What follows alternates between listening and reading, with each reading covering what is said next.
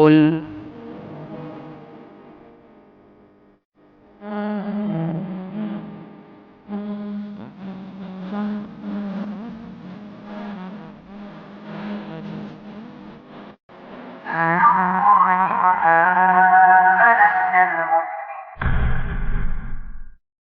Alhamdulillah wassalatu wassalamu ala rasulillah wa ala alihi wa man tabi'ahum bi ihsan ila yaumiddin. Allahumma inna nas'alukal jannah wa na'udzubika minan nar. Kita lihat bahasan fikih Manhajus Salikin tentang niat. Nanti kita masih masuk syarat-syarat salat, dan ingat background dari Syekh Abdurrahman bin Nasir As-Sa'di dalam kitab Manhajus Salikin ini membawa background mazhab Hambali. Ya, membawa background mazhab Hambali, sehingga nanti mungkin beberapa pendapat agak bertentangan dengan yang berlaku di tempat kita gitu. Jadi wajar-wajar saja karena background mazhab berbeda. Nanti akan saya sebutkan sini beberapa, akan kita singgung di sini cuma satu masalah niat. Masalah niat saja mazhab Hambali ada kesamaan, ada berbeda, karena nantinya Syekh As-Sa'di lebih mengunggulkan dalil. Padahal backgroundnya dia itu mazhab Hambali. Nah, sekarang kita lihat masih dalam kitab sholat, judulnya tentang berniat sebagai syarat sholat. Pembahasan fikih Manhajus Salikin karya Syekh Abdurrahman bin Nasir As-Sa'di, kitab sholat, syarat sholat berniat. Kata Syekh Abdurrahman bin Nasir As-Sa'di rahimahullah dalam Manhajus Salikin, wa min syurutiha an-niyyah, dan di antara syarat sholat adalah niat. Sekarang kita lihat pembicaraan niat dalam hadis. Pembicaraan niat dalam hadis. Niat adalah syarat sah dari seluruh ibadah. Hal ini berdasarkan sabda Nabi sallallahu alaihi wasallam dari hadis Umar bin Khattab radhiyallahu anhu, "Innamal a'malu binniyati wa innamal likulli imri'in ma nawa." Sesungguhnya setiap amalan tergantung pada niatnya. Setiap orang akan mendapatkan apa yang ia niatkan. Nah, lihat, innamal a'malu binniyat wa innamal likulli imri'in ma nawa. Dua hal dibicarakan, setiap amalan tergantung pada niat. Mau benar atau tidak amalan ini tergantung niat seseorang. Dan setiap orang akan mendapatkan apa yang ia niatkan. Dan tadi dikatakan di sini, niat adalah syarat sah dari seluruh ibadah. Sekarang kita masuk pembahasan niat itu masuk dalam syarat ataukah rukun sholat. Niat masuk dalam syarat ataukah rukun sholat? Menurut Profesor Dr. Wahbah Az-Zuhaili, niat itu merupakan syarat sholat dalam mazhab Hanafiyah, Hambali, begitu pula dalam mazhab Malikiyah yang paling kuat. Sedangkan dalam mazhab Syafi'iyah dan sebagian Malikiyah berpendapat bahwa niat itu masuk dalam rukun sholat atau fardu sholat, karena niat itu wajib ada di awal sholat, tidak pada seluruh sholat, sehingga masuk dalam rukun sholat sebagaimana takbir dan ruku. Baik, beda. Tadi kalau dalam mazhab Profesor Dr. Wahbah Az-Zuhaili ini salah seorang ulama yang konsen mengkaji perbandingan mazhab. Jadi dalam kitabnya yang saya sebut di sini Al-Fiqh Al-Islami wa Adillatuhu, situ beliau kaji pendapat tiap mazhab. Jadi bukan satu mazhab saja dia unggulkan, namun pendapat tiap mazhab. Mazhab Abu Hanifah bagaimana, mazhab Imam Malik bagaimana, mazhab Syafi'i bagaimana, mazhab Hambali bagaimana. Dia kompromikan dengan 4 mazhab ini. Bandingkan satu persatu. Keunggulannya apa? Seorang itu mempelajari atau mengkomparasi antara mazhab-mazhab yang ada. Ini bagi yang sudah punya tingkatan lebih tinggi ketika belajar, maka ketika itu dia tidak berpegang dengan pendapat yang dia anut dahulu. Dikarenakan barangkali ada pendapat yang dia anut dulu itu bertentangan dengan sabda Nabi Sallallahu Alaihi Wasallam. Karena ingat, mazhab itu enggak perfect. Ya, perfectnya itu adalah ketika kita mengikuti dalil. Dan tidak semua mazhab itu ya kita katakan konsisten atau kita katakan semua dalil itu diterima. Ada pertimbangan-pertimbangan, ada juga pengambilan hukum yang mungkin penilaian mazhab lain itu berbeda. Nah, contohnya misalnya di sini ini cuma dalam sisi penamaan. Ada namanya syarat sholat, ada yang namanya rukun sholat atau fardhu sholat. Beda ini. Kalau syarat sholat itu sebelum. Ya, syarat sholat itu sebelum. Jadi sebelum kita masuk dalam ibadah, syarat ini dilakukan. Atau nantinya dekat dengan melakukannya. Sedangkan kalau rukun itu di dalam atau ketika memulai, di dalam atau ketika akan mulai. Nah, kalau dalam mazhab tadi selain Syafi'i, ada dalam Hambali yang kita bahas saat ini, mereka masukkan dalam syarat. Maka sebelum sholat niat harus ada. Sebelum takbiratul ihram niat harus ada. Sedangkan kalau dalam mazhab Syafi'i ini masuk dalam rukun. Pengertian niat itu kalau dalam mazhab Syafi'i qasdu syai'i muqtarinan bi fi'li. Kehendak untuk melakukan suatu amalan, namun ini langsung nyambung dengan amalan tersebut. Tidak boleh terpisah. Berarti saya mau sholat, mau takbir, niat masuk kemudian takbir. Niat masuk kemudian takbir. Makanya nanti kalau dalam rukun sholat, dulu antum semua pernah pelajari ketika dulu di sekolah dasar, rukun sholat ada berapa?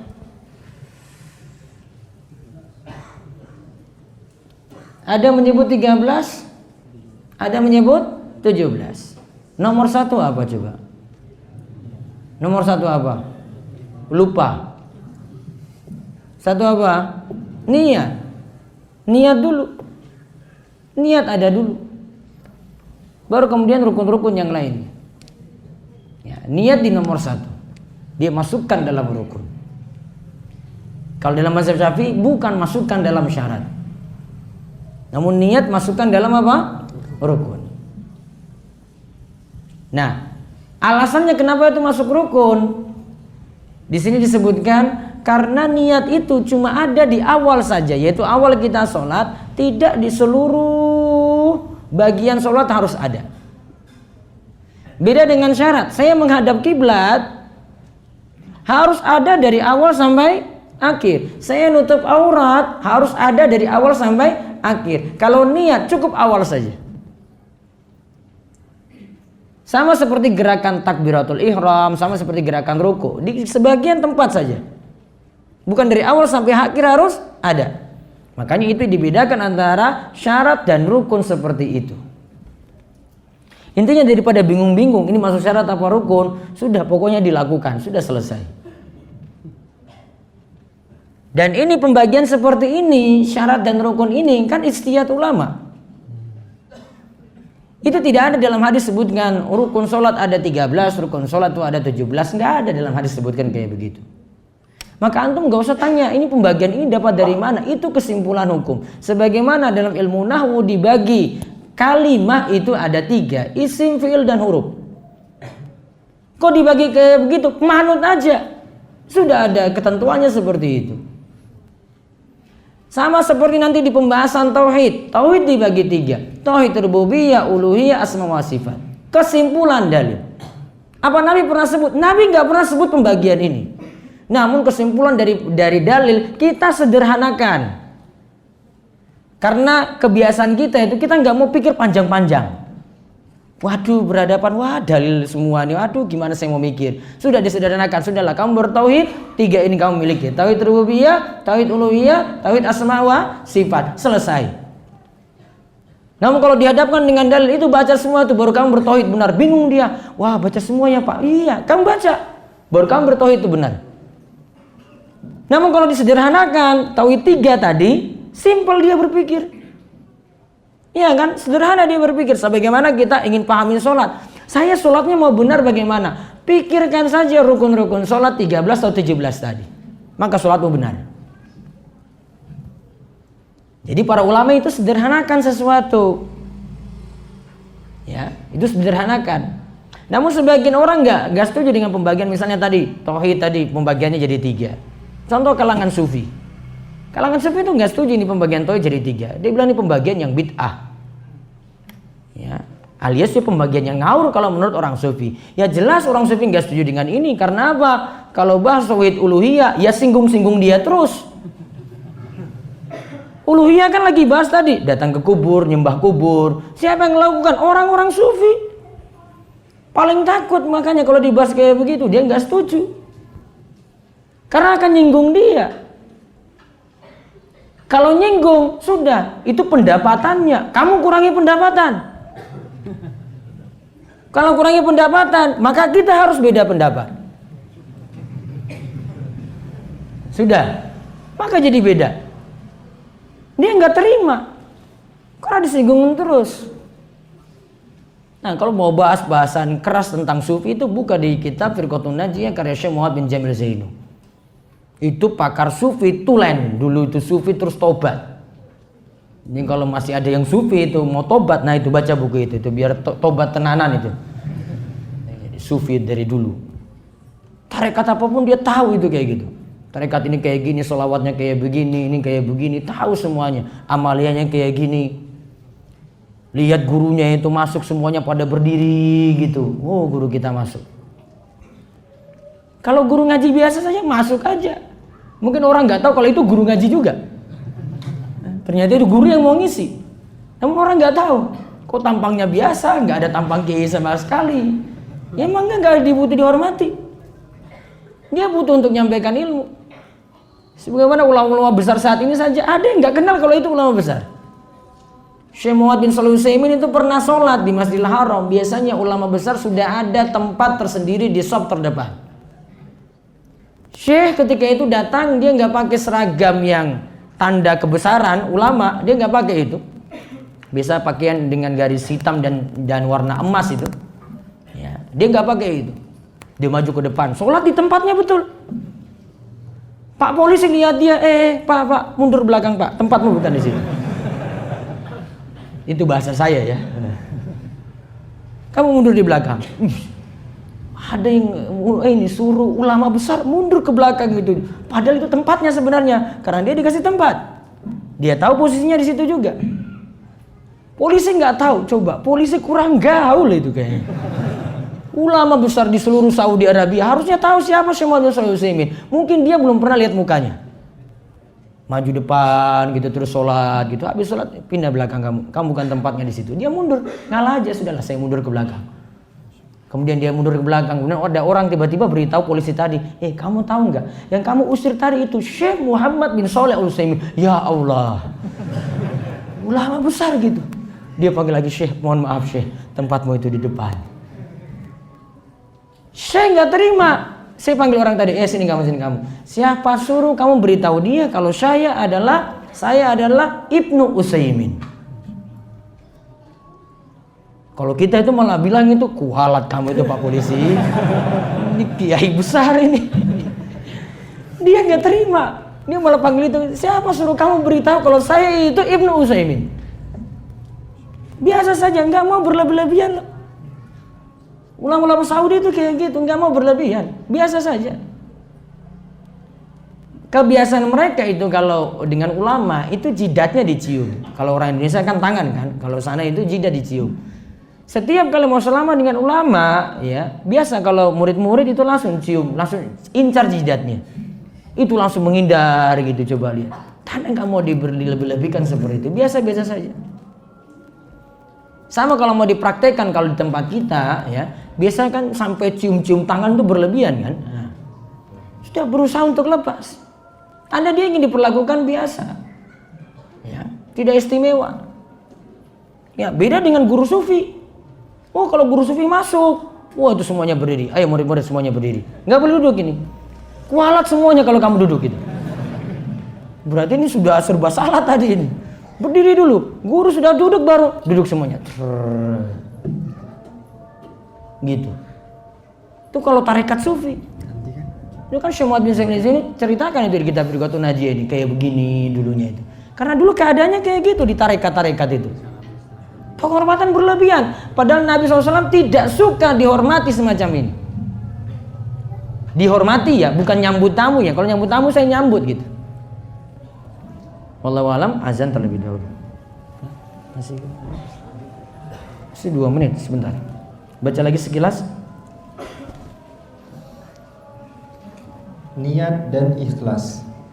Niat itu wajib ada dalam sholat, dengan sepakat para ulama untuk membedakan satu ibadah dengan adat atau kebiasaan. Lantas sholat tersebut dikerjakan ikhlas karena mengharapkan ridha Allah. Karena sholat adalah ibadah, dan ibadah hanya boleh ditujukan kepada Allah semata, sebagaimana firman-Nya, wa ma umiru illa liya'budullaha mukhlishina lahuddin. Padahal mereka tidak disuruh kecuali supaya menyembah Allah dengan memurnikan ketaatan kepadanya. Al-Bayyinah ayat kelima. Nah, di sini disebutkan niat itu wajib ada dalam sholat dengan sepakat para ulama. Kemudian niat ini fungsinya untuk membedakan ibadah dengan adat atau kebiasaan. Dan dari niat tadi dituntut ikhlas. Karena Allah firmankan tadi dalam surat Al-Bayyinah ayat 5, "Wa ma umiru illa liya'budullaha mukhlishina lahud-dina hunafa." Tidaklah aku memerintahkan kalian kecuali untuk beribadah kepada Allah dengan mengikhlaskan ibadah kepadanya.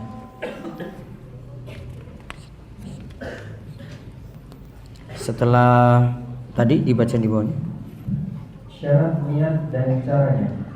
Syarat niat adalah Islam. Tamyiz, bisa membedakan baik dan buruk, dan berilmu atas apa yang diniatkan. Lihat, ada 3 syarat niat. 1 Islam. Berarti kalau orang kafir niat sholat tidak dianggap berarti. Terus yang kedua tamyiz.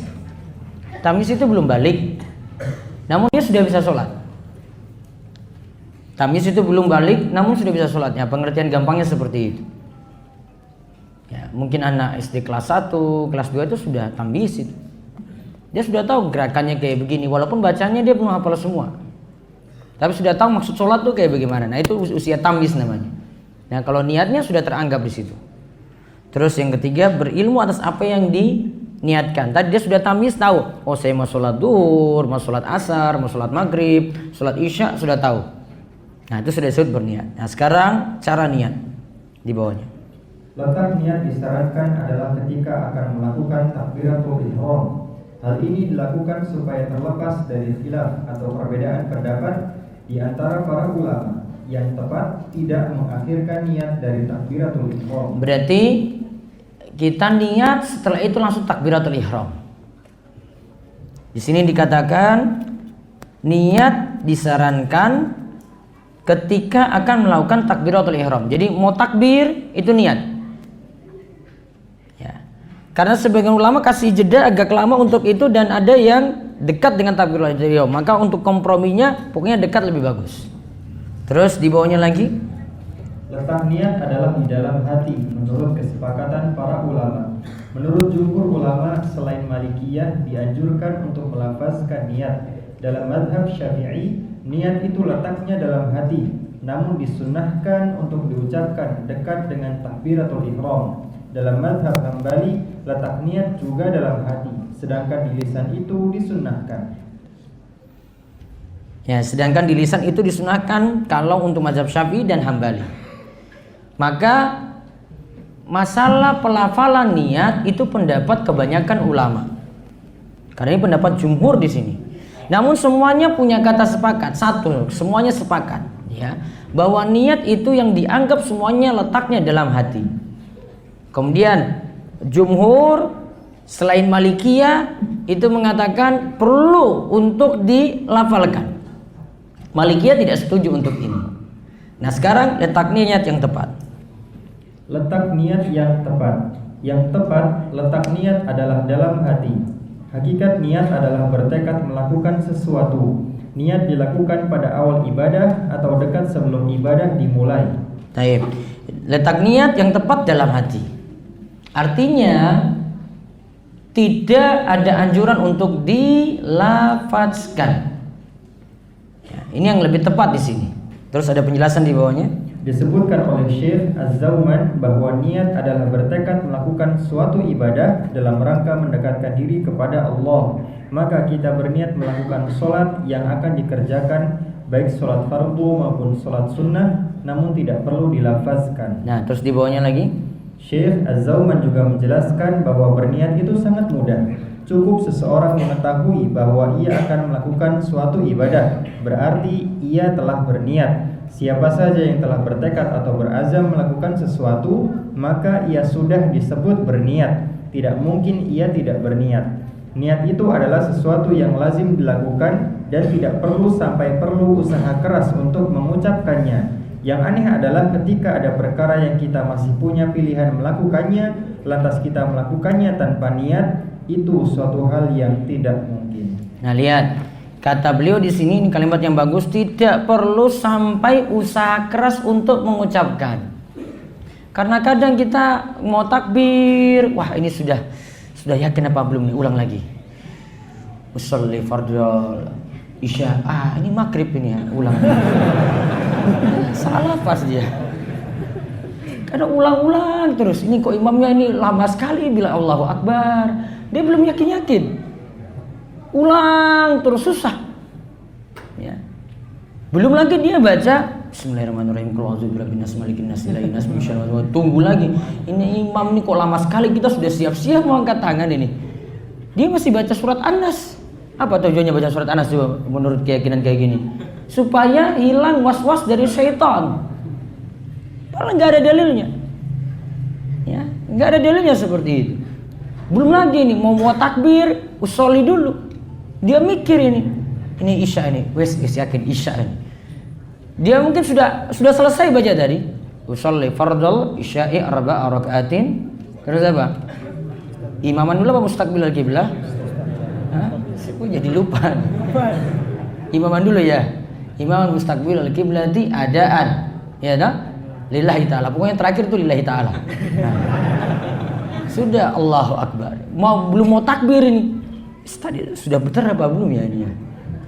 Dia masih belum yakin juga, ulang lagi. Itu banyak was-was. Makanya ada kalimat yang bagus yang terakhir tadi sudah dibaca, kalimat dari Muwaffaq Ibnu Qudamah, coba dibaca. Al-Muwaffaq Ibnu Qudamah mengatakan, "Lau kallafanallahu 'amalan bila niyyatin, lakana min taklifi ma la yutaqu." Seandainya Allah membebani suatu amalan tanpa niat, maka itu sama halnya membebani sesuatu yang tidak dimampui. Nah lihat, ini disebutkan oleh Imam Ibnu Qudamah, dia punya kitab namanya Zammul Muwaswisin. Celaan untuk orang yang banyak was-was. Ya, terus dia buat kalimat, "Lau kallafanallahu amalan bila niyatin lakana min taklifi ma la yutaq." Seandainya amalan itu kita dibebani, sudah kita dibebani, terus amalan itu kok kita nggak ada niatnya, ya, artinya kok tunggu dilafazkan dulu baru dianggap itu niat, maka itu sungguh pembebanan yang sulit sekali kita lakukan. Karena setiap amal kita mau lakukan harus lafazkan dulu, wah itu berat sekali. Jenengan belum lagi harus rangkai bahasa Arab. Ya, karena ini kalau dalam mazhab Syafi'i ini harus dengan bahasa Arab. Karena ketika niatnya tidak dengan bahasa Arab tadi, pas misalnya masuk dia sudah takbir Allahu Akbar baru dia niat, ya. Niat saja kalau dia masuk itu dengan bahasa Arab saja, dengan bahasa Arab sudah masuk dengan takbiratul ihram, dianggap masalah. Salatnya batal karena dia telah memasukkan kalam manusia di sini. Karena itu kalimat rangkaian di situ dia buat. Itu salat batal itu. Ya, maka niat ini kadang sulit untuk diingat, dikarenakan apa? Butuh untuk dihafalkan terlebih dahulu. Dan belum kalau saya ngajarkan kaidah lagi gabung-gabungkan niat, jelimet nanti mikirnya. Coba lihat, coba gabungkan niat sholat sunnah wudu, tahiyatul masjid, sholat qobliyah subuh. Sholli apa? Usolli sunnatul wudu wa tahiyatul masjid wa sunnatul fajar rakaatan. Tapi saya maksudnya ini harus gabungkan, gimana kalimatnya coba? Kalau tadi itu belum itu. Gabungkan cuma 2 rakaat saja. pusing mikirnya. Ya, dia rangkai kayak gini nggak bisa. Padahal ini harus dengan bahasa Arab tadi. Wong bahasa Arab saja masuk dalam salat takbir, kemudian bahasa ini ada, itu saja jadi masalah. Berarti kita harus rangkai dengan bahasa itu. Coba nggak pernah belajar nahwu, ya, terus disuruh itu lagi. Usole sunnatul apa usole sunnatal, coba dia lihat. Bingung dia. Ini dhamma atau harus fathah? Waduh, aku rasa sholat wae nih. Bingung. Karena dari dulu saya mikir ini terus loh, dari dulu itu. Kenapa setiap kali sholat tarawih dulu masuk Ramadan, saya paling hafal niat itu. Namun masalahnya niat sholat tarawih saya nggak hafal tiap waktu, dikarenakan ya niatnya ada sendiri. Ini usolli sunnata, kan belum bisa bahasa Arab waktu itu. Usolli sunnata tarawih arba'a raka'atin, ya kan? Ini niatnya gimana ini? Kalau sudah bahasa Arab gampang, ini nggak bisa. Saya harus buka buku, cari itu buku tuntunan sholat. Sebelum mau, Pak Imam bilang itu nanti malam sudah sholat tarawih. Hafal dulu itu, hafal dulu. Mau pergi ke masjid, hafal dulu. Sudah hafal, masih was-was juga ini. Wah, ini sudah benar apa belum ini, coba lihat. Susah sekali. Belum saya harus hafal yang lain-lainnya lagi. Itu baru sholat 5 waktu, 5 waktu. 5 sholat berarti, 5 niat kan? Nah, terus sholat sunat, rawatib lagi. Ada qobliyah, ada ba'diyah. Terus sholat sunnah apa lagi? Jenazah, ada tarawih, witir, wudu, duha lagi, isyraq lagi. Terus kapok ini kalau hafal terus kayak begini, coba. Berat. Pembebanan luar biasa itu.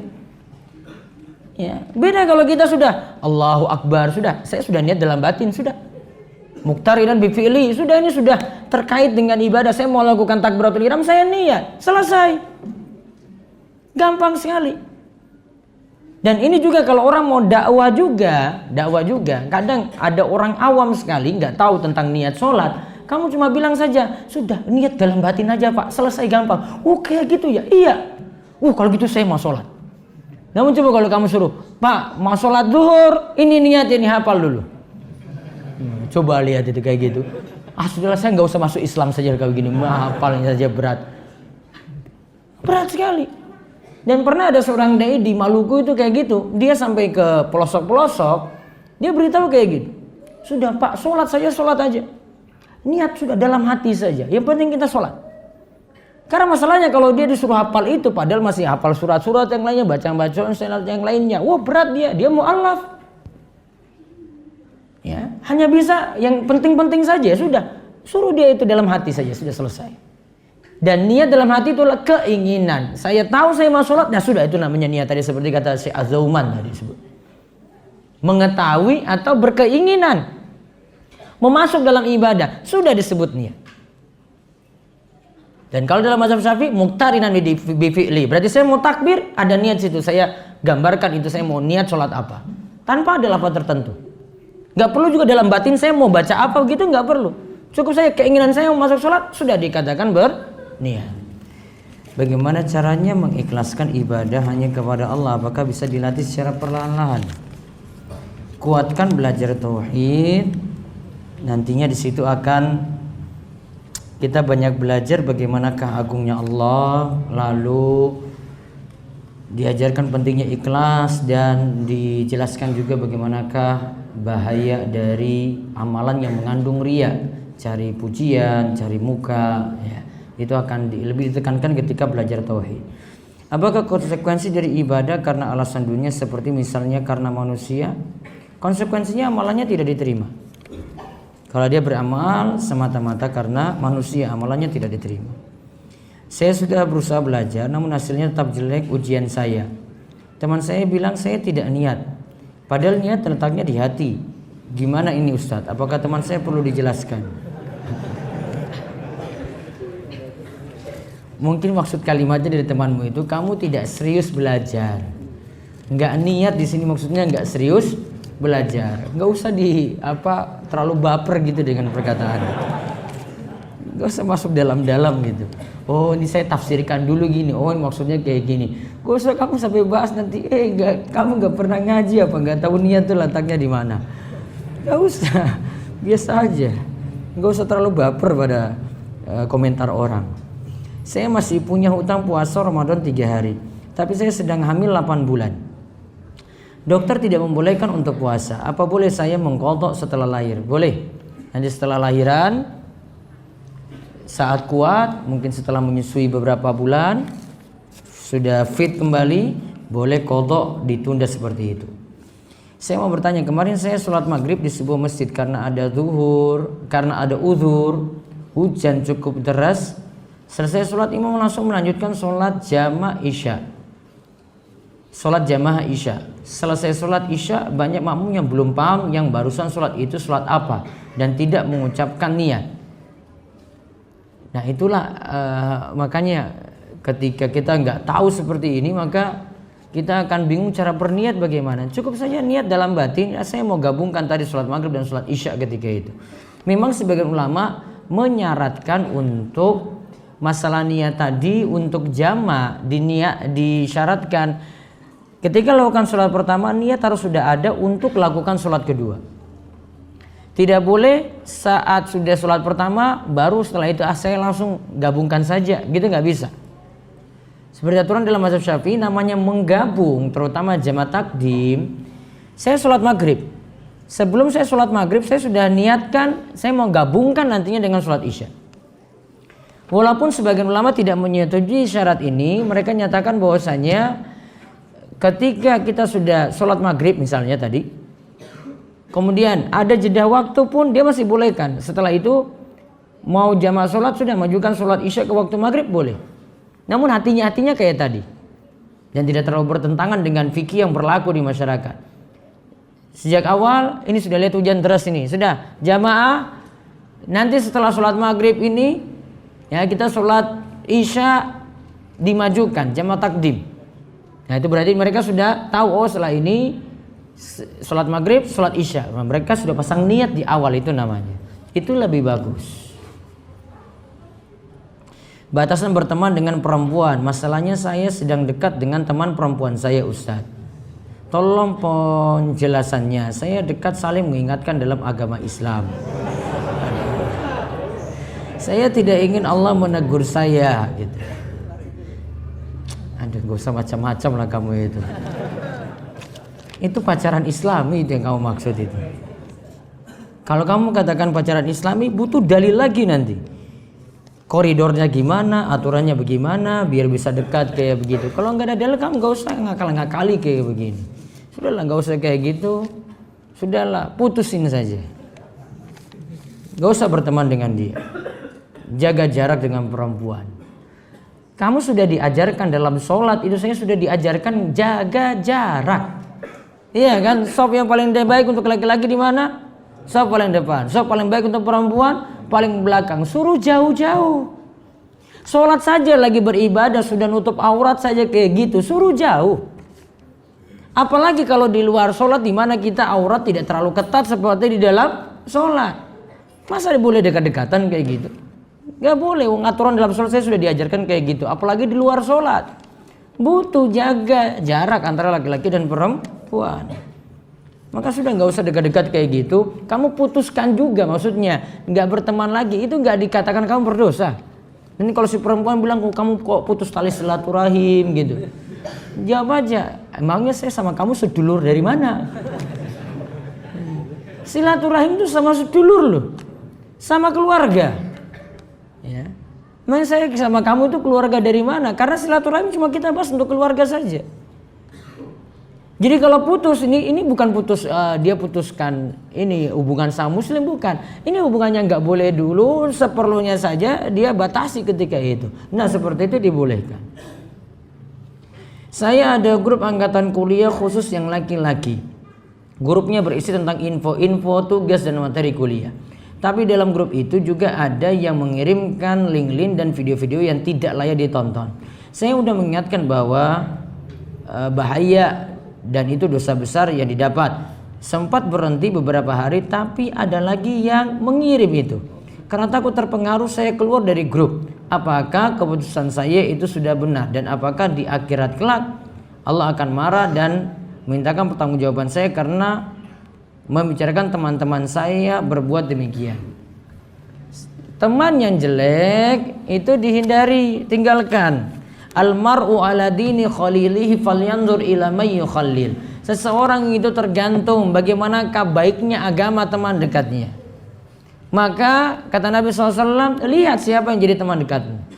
Grup kayak gitu itu sudah jadi teman, maka kan berpengaruh pada kita. Taruhlah ini dia kirim satu kali, kita kan kadang penasaran, mau pengen buka lagi. Ini nggak boleh. Mungkin besok dia kirim lagi, ini nggak boleh. Besok kirim lagi, akhirnya penasaran buka, akhirnya ketagihan. Maka punya pengaruh di situ. Maka sahabat Nabi SAW ini ajarkan kita gimana bergaul itu seperti apa. Ya, sehingga saran saya tinggalkan. Kalau enggak, kalau kamu jadi admin grup, kalau itu grup WA, itu kan bisa cuma admin saja yang kirim. Milih berapa admin yang amanat, itu saja nanti yang kirim tugas-tugas penting gitu. Yang lainnya cuma nonton saja, cuma dengar saja, cuma lihat saja. Kalau memang nggak ada manfaat sama sekali, terlalu mengganggu, sudah live saja, tinggalkan grup itu. Saya pernah mendengar bahwa dalam sholat tidak boleh melinting pakaian. Apakah sarung juga termasuk yang dilarang? Yang dimaksud itu kalau ujung, celana bawah, pakaian yaitu kalau lengan panjang dia sudah melebihi dari pergelangan tangan. Namun dengan celana dengan pergelangan tangan tadi berbeda dari sisi penegasannya. Dikarenakan kalau celana baiknya itu di atas mata kaki karena dalilnya tegas. Apa saja di bawah mata kaki tempatnya di neraka. Dalilnya tegas. Kalau yang tadi lengan tangan yaitu sampai pergelangan ini lebih. Ya, ini tidak ada dalil ancaman seperti itu. Cuma dikatakan makruh. Maka yang dimaksudkan ujung bawah. Kalau ini ujung pergelangan tangan. Adapun sarung dilipat itu atasnya enggak termasuk dalam larangan ini. Ya, ini enggak termasuk dalam larangan, masih dibolehkan. Apakah pemisah antara sholat wajib dan sholat ba'diyah harus pindah tempat atau cukup dengan ucapan zikir? Bisa dua cara, bisa dengan pindah tempat, bisa dengan ucapan zikir terus sholat situ lagi. Kan dalam hadis Muawiyah yang jelaskan hal ini ketika ada dia lihat sahabat yang lainnya itu setelah sholat Jumat itu mau sholat di tempatnya, Muawiyah tegur. Saya tahu hadis dari Nabi SAW yang menyatakan bahwasanya setelah kita sholat wajib maka baiknya dipisah. Dengan berbicara, zikir ini termasuk berbicara berarti dipisah dengan berbicara atau pindah tempat. Apakah meninggal dalam kecelakaan saat berkendara sedangkan belum melaksanakan sholat jamaah takhir termasuk dosa? Kalau dia ada uzur untuk menjamak takhir tadi karena misalnya safar, maka tidak berdosa karena dia punya uzur saat itu. Maka bukan berarti dia meninggal dalam keadaan jelek di sini. Namun karena dia punya niatan, sudah ada niatan, dia catat niatnya tadi. Karena setiap orang akan dicatat sesuai dengan niatnya sebagaimana hadis innamal a'malu bin niat. Apakah sah sholat jamak takhir, jamak akhir jika saya melaksanakan pada waktu sholat asar dengan melakukan sholat asar terlebih dahulu di masjid tepat waktu secara berjamaah 4 rakaat, kemudian setelahnya sholat 2 rakaat untuk sholat zuhur tadi yang dijamak. Karena pada waktu zuhur tidak bisa melakukan disebabkan sedang ada di lapangan. Kalau sedang ada di lapangan dilihat dulu ini safar apa bukan. Kalau itu safar berarti bisa qashar. Namun kalau kita lagi sholat dengan imam mukim, imam 4 kita ikut 4. Nah setelah itu baru kita jamak jadi qasharnya 2 rakaat. Maka asarnya kerjakan 2 rakaat setelah itu. Namun kalau tidak lagi jamak, tidak lagi qashar, tidak lagi safar, maka tidak ambil qashar, cuma jamak saja 4, kemudian majukan salatus sholat jadi 4 juga. Tidak boleh dengan alasan selain dari safar untuk mengqashar sholat. Qashar cuma ada untuk safar saja. Namun perlu ditimbang-timbang kapan kita boleh menjamak sholat. Apakah tugas lapangan ini sudah termasuk uzur ataukah tidak untuk menjamak sholat. Jadi ditimbang-timbang lagi. Bolehkah menjamak takhir maghrib dan isya pada saat sampai tujuan misalkan jam 2 malam? Baiknya jam 2 malam sudah selesai sholat isya apa belum? Sudah, kemarin kita bahas sholat isya berakhir nisful lail, pertengahan malam. Maka baiknya lakukan sholat di atas kendaraan saja atau berusaha berhenti di tengah perjalanan kalau bisa. Kalau tidak bisa karena kendaraannya nggak bisa berhenti, maka lakukan sholat jamak untuk maghrib dan isya di atas kendaraan. Kalau itu safar berarti jamak kosong. Beberapa hari ke depan saya akan ditugaskan oleh dosen melakukan penelitian di wilayah tambang di luar Jawa selama kurang lebih 11 hari.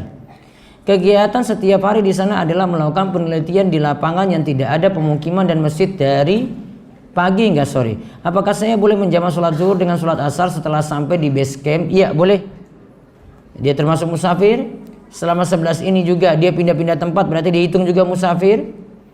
Hanya jamak atau qashar saja? Boleh jamak qashar. Kalau memang sulit mengerjakan sholat di masing-masing waktu, boleh jamak sekalian qashar. Dahulu sebelum punya ilmu, kita sholat di kereta dengan duduk dan tidak menghadap kiblat, tanpa berusaha mencari tahu kondisi yang memungkinkan. Apakah perlu diqadha atau tobat saja? Di kereta lihat dulu, apakah mampu menghadap kiblat ataukah tidak. Kalau tidak mampu karena keadaan juga, apakah mampu berdiri ataukah tidak. Kalau memang tidak mampu sama sekali dua hal ini, maka semua jadi gugur. Sholat di tempat duduknya dengan menghadap ke arah manapun. Berdiri nggak mampu maka duduk, menghadap kiblat tidak mampu maka menghadap ke arah manapun. Jadi tidak termasuk kita menganggap salah kalau memang pernah lakukan seperti itu. Bolehkah kita mengakhirkan sholat rawatib? Contoh, saya sholat rawatib isya di rumah dan setelah istirahat. Sholat rawatib untuk qobliyah batasannya sebelum sholat dilaksanakan. Kalau untuk ba'diyah sampai sholat itu rampung. Waktu sholat itu rampung atau waktu sholat itu selesai. Misalnya isya, berarti batasan ba'diyah isya sampai pertengahan malam.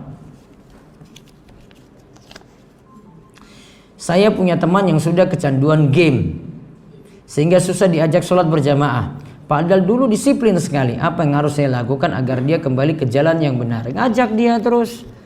Nasihati tentang bahaya main game. Nasihati tentang bahaya menghabiskan waktu sia-sia. Ada tulisan kasih ke dia tentang masalah game yang habiskan waktu sampai kita meninggalkan sholat yang lebih wajib daripada itu. Maka ingatkan untuk itu. Teman yang baik pasti akan ingatkan temannya seperti itu. Minta tips dalam memilih guru ngaji yang sesuai sunnah Nabi SAW. Cari guru yang berpegang teguh dengan Al-Quran dan hadis Nabi SAW. Kemudian yang kedua, bukan mempertahankan tradisi-tradisi yang ada. Kemudian yang ketiga, dia tidak peduli dengan berprinsip seperti itu, akhirnya menyelisih pendapat yang sudah umum berlaku. Ya, kemudian yang keempat, ya, guru ini dalam prakteknya juga, amaliyahnya dia amalkan tadi, ilmu-ilmunya yang ada dia amalkan lagi. Ya, karena para ulama jadikan standar untuk memilih guru adalah lihat amaliyahnya itu seperti apa. Wallahu a'lam. Apa hukumnya mendoakan orang tua yang kafir atau non muslim, dan jika doakan apakah sampai? Jika didoakan tidak sampai, dan tidak boleh doakan non muslim apapun itu. Nabi SAW pernah datang ke kubur ibunya Aminah, kemudian ditegur oleh Allah tidak boleh untuk mendoakan ampunan untuk ibunya sendiri. Nabi SAW ingin doakan pamannya Abu Thalib yang meninggal dunia dalam keadaan kafir, kemudian dia ingin mintakan ampun. Allah juga tegur tidak boleh mendoakan pamannya sendiri yang meninggal dalam keadaan kafir tadi. Jadi cuma ada ketika di dunia saja masih hidup, maka berusaha untuk dakwai, mintakan ampun, mintakan rahmat. Namun kalau sudah meninggal dunia, sudah selesai berarti. Saya ingin minta nasihat Ustadz agar saya bisa meyakinkan seorang akhwat agar si akhwat tidak ragu dengan saya. Saya sudah merasa mampu untuk menikah dan siap bertanggung jawab lahir dan batin. Tolong nasihati saya agar saya meyakinkan akhwat tersebut dan mau segera menikah bulan Syawal nanti. Saya takutnya ini sebelum ini pertanyaan sudah lama baru saya jawab ini. Nah mudah-mudahan Syawal besok gitu. Namun terlalu lama ya kan? Jujur Ustadz, saya sudah sangat takut dengan dosa yang akan selalu menghampiri saya. Pertama, bertakwa pada Allah. Kalau memang belum saatnya untuk menikah, maka jangan terlalu dekat dengan akhwat. Jangan ini. Belum mampu ya, nanti tunggu dulu, belum waktunya. Syawal masih terlalu panjang. Iya kan? Jumadal akhirah, ya toh? Setelah itu apa? Rajab, Sya'ban, Ramadan, Syawal, 5 bulan lagi masih lama. Ya, itu waktu yang lama. Maka pengurusannya itu kalau mau dekat kamu, berarti Ini Syawal. Nah, nanti Sya'ban itu baru kamu urus itu. Sekarang tahan dulu. Banyak-banyak puasa sunnah. Terus gak mikir-mikir dia lagi. Ya. Jangan pertanyaannya daripada jawab. Gak usah mikir-mikir dia lagi. Tunggu waktunya. Karena fitnah terlalu besar sekali. Nanti kalau sudah waktunya baru kamu urus ini, ya. Kalau tanda orang serius dia pingin cepat. Kalau dia memang sudah suka padamu, sudah datang pada walinya, langsung ngomong sama wali. Kalau dia nggak mau urusan dengan wali, nggak usah mikir dia. Kalau walinya bilang cepat ya sudah, dia akan nurut-nurut aja. Jadi dengan wali nanti urusan pembicaraannya, bukan dengan dia nggak ngatur. Kalau dia bilang nanti besok lagi ngomong sama walinya saja. Saya pengen segera. Sudah kalau walinya bilang, oh ya, alhamdulillah. Kalau gitu minggu depan gimana? Kamu siap? Oh alhamdulillah Pak, saya siap. Gitu. Bagaimana kita bisa mendapatkan guru dalam belajar agama? Tadi sudah sebutkan syarat-syaratnya ya. Ustaz, apa langkah awal yang harus dilakukan untuk memulai belajar bahasa Arab? Kalau kamu punya waktu lebih panjang, belajar dari muhadasa dulu, ya, yaitu percakapan, supaya dapat vocab yang banyak, yaitu supaya dapat kosakata yang banyak. Karena ini lebih membantu lagi. Nah, ketika muhadasa itu atau percakapan tadi sudah dikuasai dasar-dasarnya, misalnya dari kitab Durusul Lugha, beranjak mulai menguasai kitab nahwu dasar. Nahwu dasar seperti dalam kitab Al-Muyassar karya Ustadz Aceng Zakaria. Kemudian kalau sudah dapat ini, nanti kuasai sorof lagi, sorof dasar. Ada di kitab beliau Al-Kafi. Ya. Kenapa saya sarankan kitab ini? Karena kalau pelajari kitab lawas atau kitab ulama terdahulu, itu kebanyakan kitab matan yang agak sulit kalau bagi pemula untuk paham, apalagi orang Indonesia. Orang Indonesia itu butuh yang sistematik. Sistematik sudah dibuat ringkas. Yang ada yang saya akui cuma kitab Muyassar saja tadi.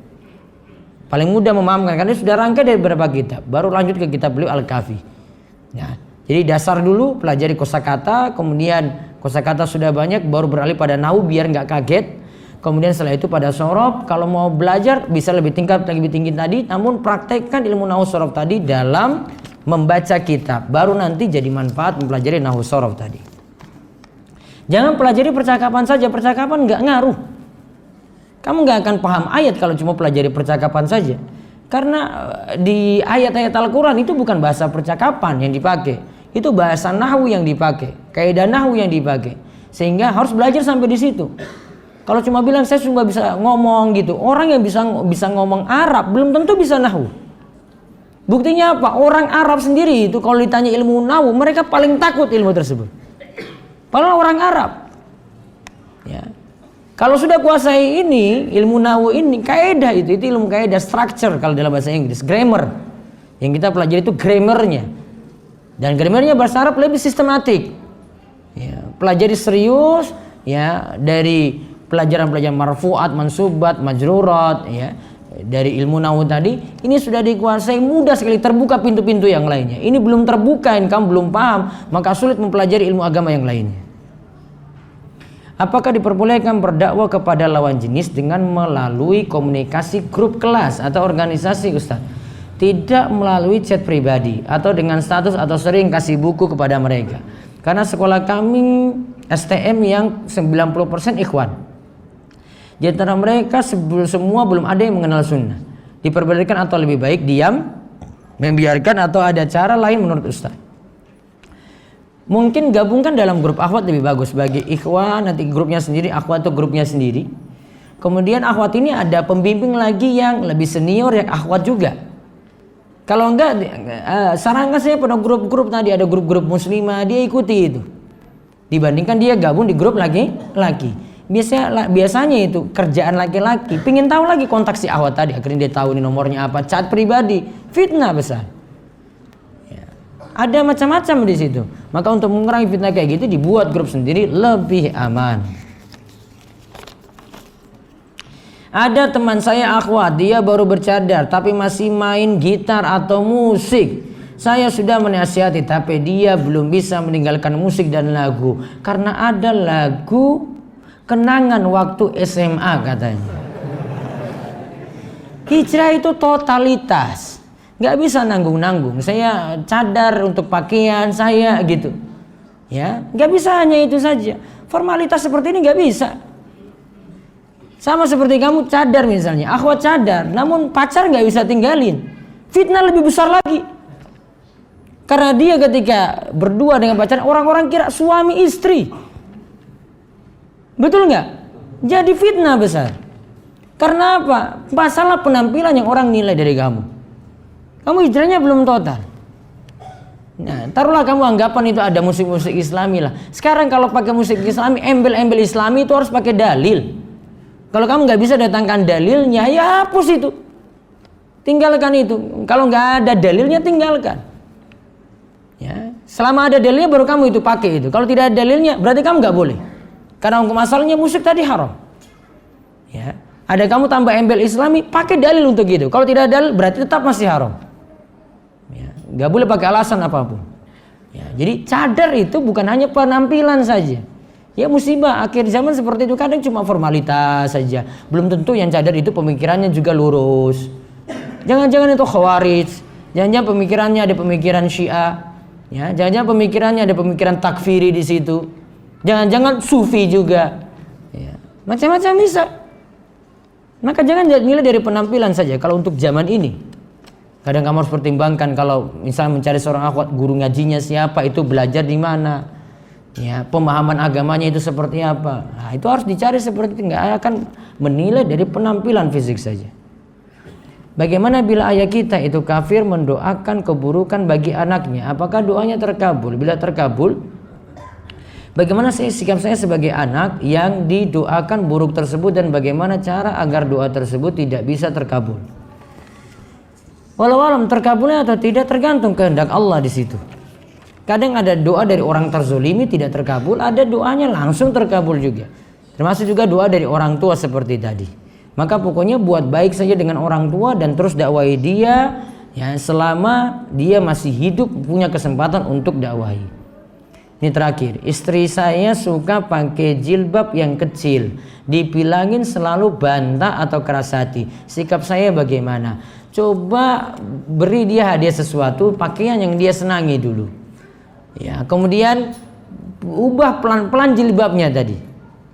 Kalau bisa beli jilbab yang standar lebih daripada yang ini tangan. Kalau wanita itu turunkan tangan, lebih dari tangan ini supaya nutup. Gak sampai lebar sampai lutut tuh nggak mesti. Coba pakai ini dulu. Kalau dia senang dengan itu, dengan pakaian seperti ini, nah beri lagi pakaian yang lain lagi seperti itu.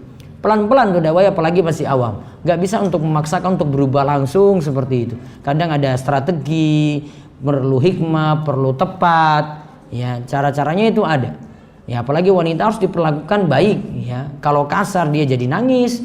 Ya, kalau tidak diluruskan juga tetap kayak gitu saja.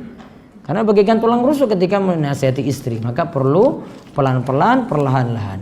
Wallahu a'lam bishawab. Ini yang bisa kami sampaikan untuk kesempatan kali ini. Insyaallah ketemu pada pertemuan pekan depan lagi. Ada daurah sebenarnya di tempat kami, namun pesertanya sudah cukup. Namun ada tablik akbar, mungkin antum bisa ikuti hari Selasa besok jam 9 sampai jam 11 di Pesantren Darus Solihin Panggang Gunung Kidul, terbuka untuk umum, diisi oleh Ustadz Maududi Abdillah LC. Kajian hari Senin saya di Gamping dan di Imogiri libur karena ada kajian beliau di Masjid Agung Bantul dan di Masjid Kampus UGM, jadi bisa dihadiri kajian tersebut ya. Dan juga saya ada daurah dari hari Sabtu sampai Selasa di Darus Solihin. Demikian kita tutup dengan doa kafaratul majelis. Subhanakallahumma bihamdika asyhadu an la ilaha illa anta astaghfiruka wa atubu ilaik. Assalamualaikum warahmatullahi wabarakatuh.